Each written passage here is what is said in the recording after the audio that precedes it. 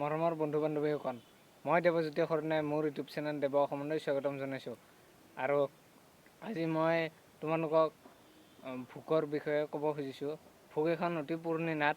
সেই নাটখন ৰচনা কৰিছিলে জয়ন্ত শইকীয়াই, আৰু সেই নাটখন বৰ্তমান মঞ্চস্থ কৰিব ওলাইছে দ্য আৰ্টিষ্ট ৰদনীয়ে।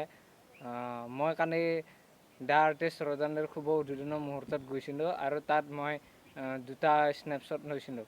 সেই স্নেপশ্বট দুটা তোমালোকক দেখুৱাই দিছোঁ, চোৱা। হয়, খুবেই শুভ মুহূৰ্ত, খুবেই ভাল লগা মুহূৰ্ত।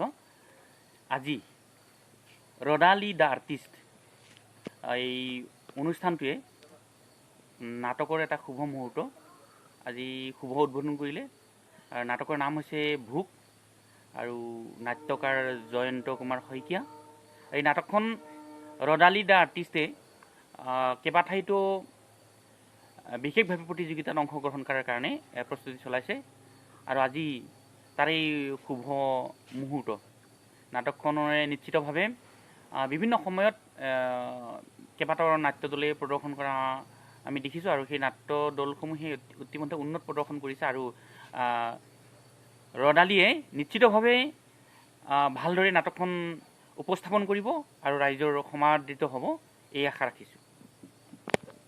নামৰ এই অনুষ্ঠানটিয়ে হৰিশ্বৰত জন্মগ্ৰহণ কৰি এতিয়া অসমৰ বিভিন্ন স্থানত যি নাট মঞ্চস্থ কৰিবৰ কাৰণে এখন একাংকিকা নাটক লৈছে, যিখনৰ নাম ভোক, জয়ন্ত শইকীয়াই লিখা আৰু আমাৰ হাইনাৰী দৈমাৰীয়ে পৰিচালনা কৰিব বিচৰা এই নাটকখনৰ জৰিয়তে অসমৰ বিভিন্ন মঞ্চত প্ৰদৰ্শিত হওক, আৰু এই মঞ্চত প্ৰদৰ্শিত হৈ সুফল লৈ গৌৰেশ্বৰলৈ সগৌৰৱে আহক দেখা চাম, আমি আশা কৰিছোঁ। আৰু আশা কৰিছোঁ এইটোৱেই যে তেওঁলোকে যাতে হতাশাত ক'ৰবাত কেতিয়াবা নাপালেও হতাশাত নুভুগি উৎসাহ লওক আৰু শিকাৰ মানসিকতাৰে যাতে আগবাঢ়ে, তাৰ বাবে মই তেওঁৰ শিল্পীসকলক আন্তৰিক ধন্যবাদ আৰু কৃতজ্ঞতা জনাইছোঁ। আৰু সদুশেষত তেওঁলোকৰ সফল কামনা কৰি মই মোৰ ক'বলগীয়া সামৰিছোঁ। ধন্যবাদ। প্ৰথমজন আছিলে বাবুৰাভা কাছাম, দ্বিতীয়জন আছিলে ধৰ্মকান্ত ৰাজবংশী। দুয়োজনে ধুনীয়া কথা কৈছে। আপোনালোকৰ কেনেকুৱা লাগিছে নাজানো, মোৰ কিন্তু বহুত ভাল লাগিছে। যদি আপোনালোকে মোৰ ভিডিঅ'টো ভাল পালে তেন্তে লাইক কৰক, শ্বেয়াৰ কৰক, কমেণ্ট কৰক, আৰু মোৰ চেনেলটো ছাবস্ক্ৰাইব কৰক। আৰু মোবাইল টিপাৰ লগতে নাটক চাওক, নাটক উপভোগ কৰক। চ' ধন্যবাদ।